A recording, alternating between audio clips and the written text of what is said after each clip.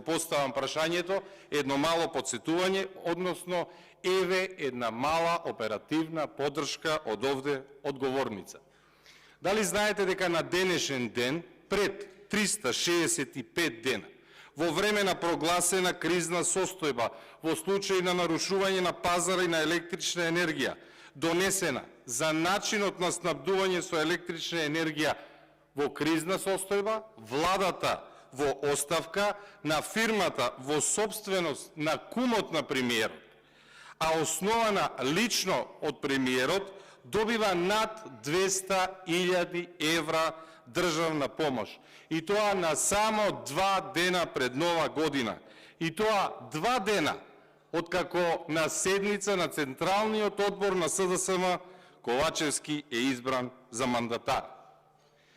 За да продолжи оваа поддршка оперативна одговорница, ќе ве потсетам дека сегашниот премиер на влада, Ковачевски и кумот, ја основале Pixel Group 5 месеци откако СДСМ прави влада.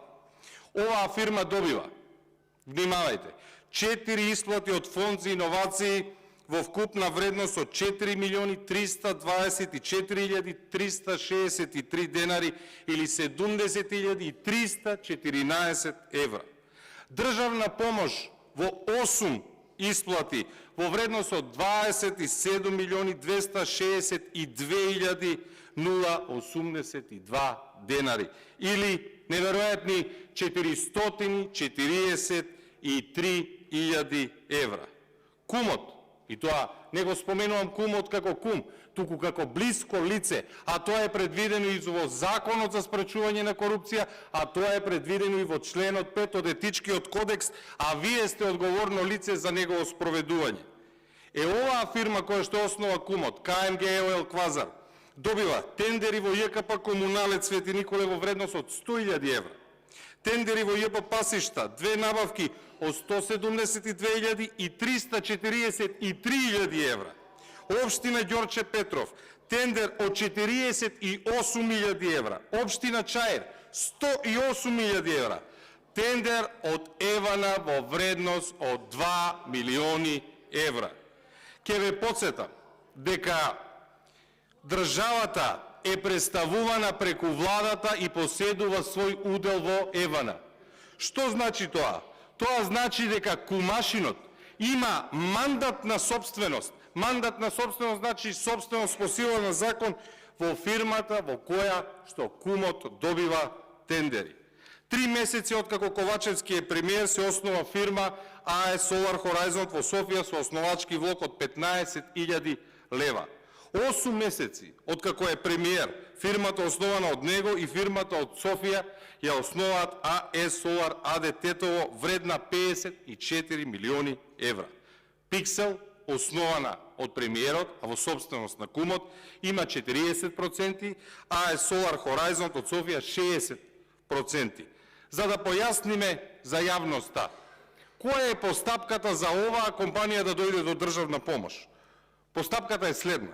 Компанијата треба да поднесе барање до дирекцијата со 10 годишен план за инвестиција.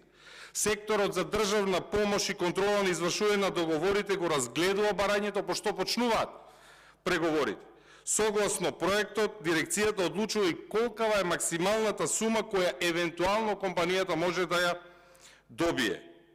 Потоа одобрување треба да даде Комисијата за заштита од конкуренција, пошто предпоставувате барањето треба да стигне на адреса на влада на Република Македонија, односно барањето од компанија во која удел има кумот на Ковачевски, ќе стигне на Илинденска број 2 кај кумашинот.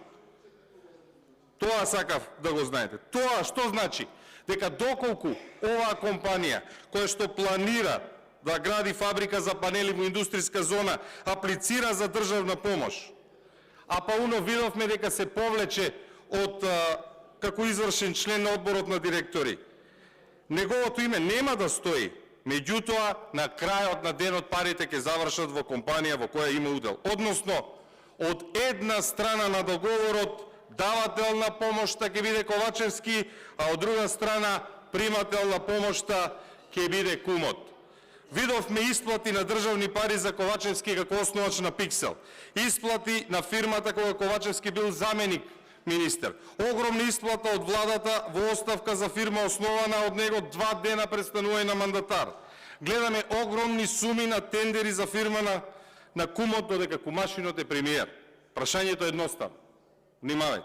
Дали вие, Славица Грковска, како лице одговорно за спроведување на кодексот, сте преземале било какви действија во врска со скандалот за исплата на државна помош на фирма која била основана, а во момент на исплата е поседувана од кумот на председателот на владата?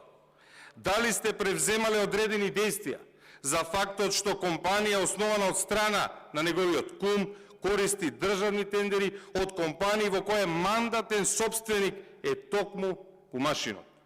Дали ги земавте во предвид вашите задолженија како член на влада? Дали ги земавте во предвид вашите задолженија? Не. Како ги... Ве молам, не дофрлајте.